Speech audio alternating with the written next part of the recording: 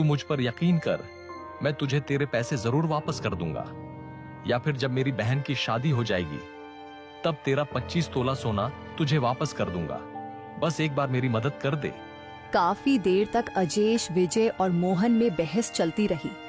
मोहन बार बार मिन्नत करता रहा, विजय भी मोहन की तरफदारी करता रहा। आखिर में अजेश मान गया और उसने कहा, ठीक है मोहन, मैं तुम्हें सोना दे दूंगा, लेकिन देख, तूने जो वादा किया है उसे पूरा करना। अगर पैसे वापस नहीं किए तो मैं तेरे घर तक पहुंच जाऊंगा। ठीक है अजेश, तू चिंता मत कर, मैं तुम्हारा सारा सोना और पैसे समय पर वापस कर दूंगा। तूने जो मेरे लिए किया है मैं इसे कभी नहीं भूलूंगा।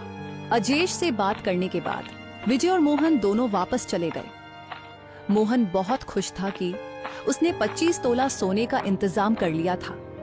मोहन को वहां रहते हुए 5-6 दिन हो चुके थे और उसने सोच लिया था कि शादी में अब बस 10-12 दिन ही बाकी हैं। उधर मोहन की मां गीता को मोहन पर बिल्कुल भी भरोसा नहीं था।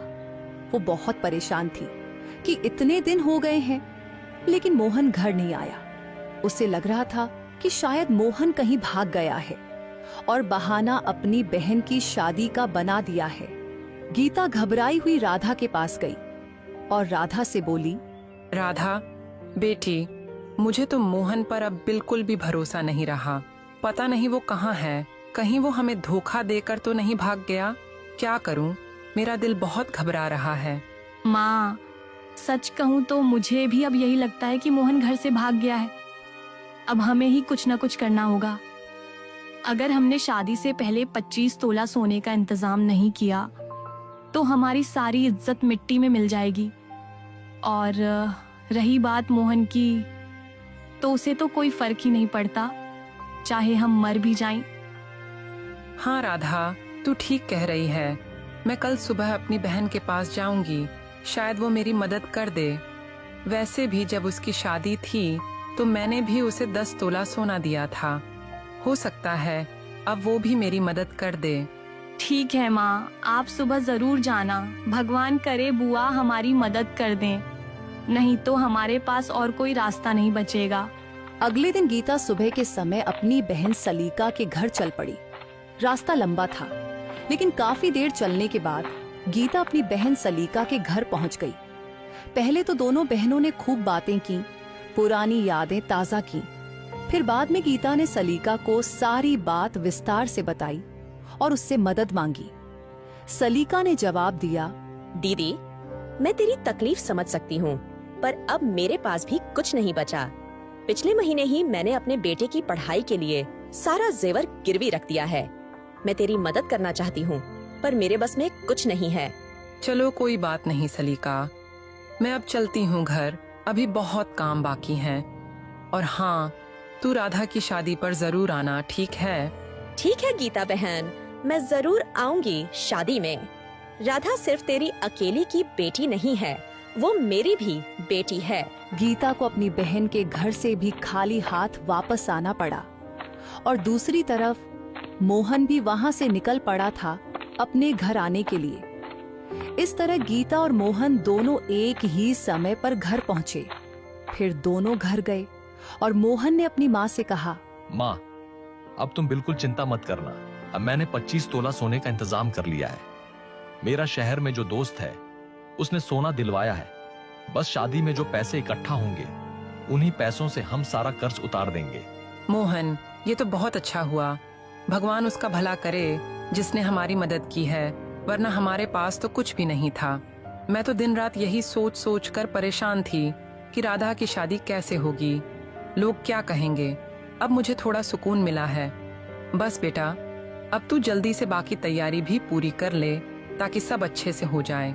फिर वो सब बहुत खुश थे, जैसे उन पर जो मुसीबत आने वाली थी वो टल गई हो। फिर उन्होंने शादी की तैयारियां शुरू कर दी और राधा की शादी पूरे धूमधाम से कर दी। राधा की शादी के बाद जब गीता और मोहन ने पैसे देखे तो पैसे सिर्फ 12 तोले सोने के ही बने। ये देखकर वो दोनों बहुत परेशान हो गए। राधा तो अपने ससुराल चली गई थी, लेकिन पैसे का इंतजाम पूरा नहीं हो पाया। जिस समय उन्होंने अजेश को बुलाया था वो भी वहां पहुंच गया और मोहन से कहने लगा, हाँ मोहन, पैसे का इंतजाम हो गया है। तुमने जिस समय मुझे बुलाया था मैं अब आ गया हूँ। जल्दी करो, मुझे मेरे पैसे दो। अजेश की बात सुनकर मोहन ने कोई जवाब नहीं दिया और जहां पर पैसे रखे थे उस तरफ इशारा कर दिया। अजेश वहां गया, उसने पैसे देखे और कहा, मोहन, ये पैसे तो सिर्फ 12 तोले के हैं, बाकी कहाँ हैं? मेरे बाकी तोले के पैसे कहाँ हैं? जल्दी बता। अजेश, मैंने भी अभी देखा है तो पता चला कि ये पैसे सिर्फ 12 तोले के ही बने हैं। अजेश, बात ये है कि हमारे आधे मेहमान तो शादी में आ ही नहीं सके क्योंकि हमने उन्हें बुलाया ही नहीं। हमने इसीलिए नहीं बुलाया था कि जब तक पूरे 25 तोले सोने का इंतजाम ना हो जाए तब तक सबको बुलाना मुश्किल था, वरना पहले बुला लेते तो बहुत बदनामी होती। अब जब इंतजाम हो गया तो सबको बुलाया भी, लेकिन जो दूर दूर से आने वाले थे वो नहीं आ सके। इसी वजह से पैसे कम बने हैं। कर लो अजेश, हम तुम्हारे पैसे वापस कर देंगे, बस थोड़ा वक्त दे दो, सब ठीक हो जाएगा। नहीं नहीं मोहन, अब मुझे अभी के अभी पैसे दे। और रही बात सोने की, वो मेरा नहीं है, वो मेरे मालिक के हैं। मैं उन्हें क्या जवाब दूंगा? मोहन, अब नाटक मत कर, मुझे मेरे 13 तोले सोने के पैसे दे, वरना मेरा 13 तोला सोना वापस कर दे। जा, अपनी बहन से वापस लेकर मुझे दे। मैं इससे पहले यहां से नहीं जाऊंगा। अजेश, मेरी बहन राधा तो शादी करके अपने ससुराल जा चुकी है, वो अब यहाँ नहीं है, मैं उसे वापस कैसे लाऊं? मोहन, ये मेरा मसला नहीं है, ये तेरा मसला है। तूने मुझसे वादा किया था कि तू पैसे वापस करेगा, अब तू अपनी बात से मुकर रहा है। अगर तूने मुझे मेरे पैसे नहीं दिए तो मैं तेरी बहन के ससुराल चला जाऊंगा और वहां जाकर उससे खुद सोना वापस ले आऊंगा। नहीं बेटा, तुम ऐसा मत करना, वरना मेरी बेटी का घर खराब हो जाएगा। हमें थोड़ा सा वक्त दे दो, हम तुम्हारे पैसे वापस कर देंगे। माँ जी, अब मैं और वक्त नहीं दे सकता, मैं खुद मजबूर हूँ। मेरे पास इसके अलावा कोई रास्ता नहीं है। अगर मैं सोना वापस लेकर नहीं गया तो मेरा मालिक मुझे जिंदा नहीं छोड़ेगा, वो मुझे जान से मार डालेगा। कृपया अपनी बेटी से मेरा सोना वापस मंगवा दो। काफी समय तक मोहन, गीता और अजेश के बीच बहस चलती रही। फिर आखिर में मोहन ने गुस्से में कहा, बस कर अजेश, अब ज्यादा धमकी मत देना।